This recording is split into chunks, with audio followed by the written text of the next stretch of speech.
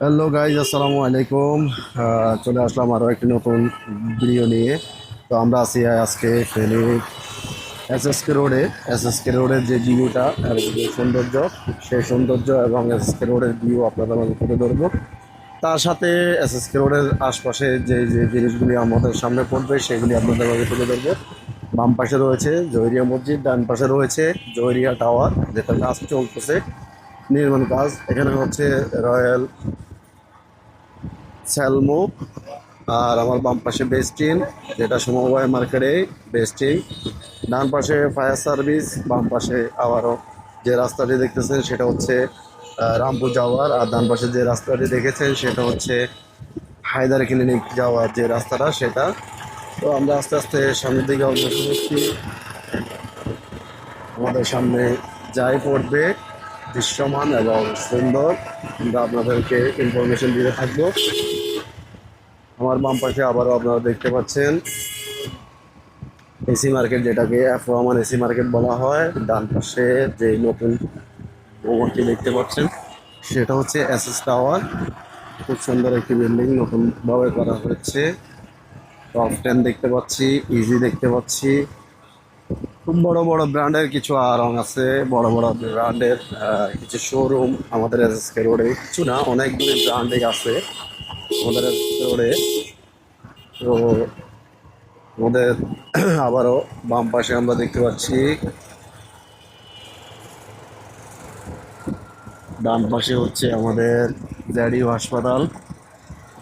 তারই পাশে নতুন নতুন কিছু বিল্ডিং এর কাজ চলতেছে, চলমান। আসলে বিল্ডিং গুলি যখন তৈরি হবে তখন বোঝা যাবে আসলে এগুলোতে কি হচ্ছে। আমরা চলে আসতেছি খুবই আহ, কাছাকাছি আমাদের স্টার লাইন কাউন্টারের, যেটা ফেনী শহরের মধ্যে আছে। এখান থেকে ঢাকা কাউন্টার বলা হয় এটাকে। আরো কিছু সামনে দেখতে পাচ্ছি বিল্ডিং এর কাজ চলতেছে, অনেক বড় বড় বহুতলের নির্মাণাধীন বিল্ডিং, যেগুলি এখনো কমপ্লিট হয় নাই। আর এই যে এসএসকে রোড আপনারা দেখতে পাচ্ছেন, এটা ফেনী শহরের প্রাণ কেন্দ্র বললেই চলে। এটা ফেনী শহরের প্রাণ কেন্দ্রে অবস্থিত। মহিবাল থেকে টাং রোড থেকে এক পাশে হচ্ছে লালপোল দাদরপোল, আর এক পাশে হচ্ছে আমাদের সালাউদ্দিন মোড়। এরপরে একাডেমি হয়ে সদর হাসপাতাল।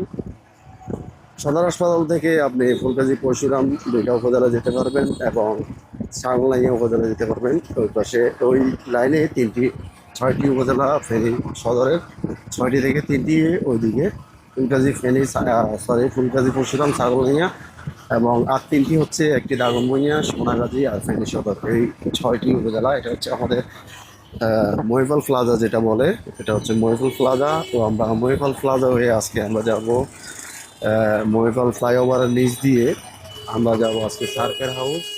আমাদের ওখানে একটু ঘুরতে যাব সার্কেট হাউস। সার্কেট হাউসের কিছু ভিডিও আপনাদের মাঝে তুলে ধরার চেষ্টা করব।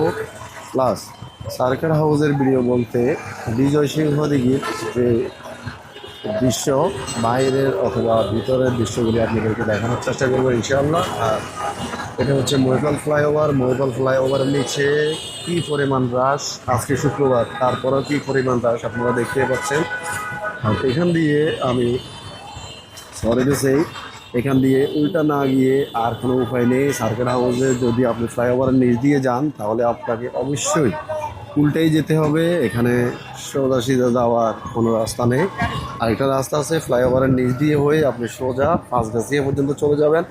পাঁচগাছিয়া ওইখান থেকে আপনি বামে ঢুকলেই তাহলে আপনি সার্কেট হাউসের লাইনে ঢুকতে পারবেন। তো এখানে যদি আপনি শর্টকাটে অথবা সহজে যেতে চান তাহলে এখান দিয়ে যেতে হবে।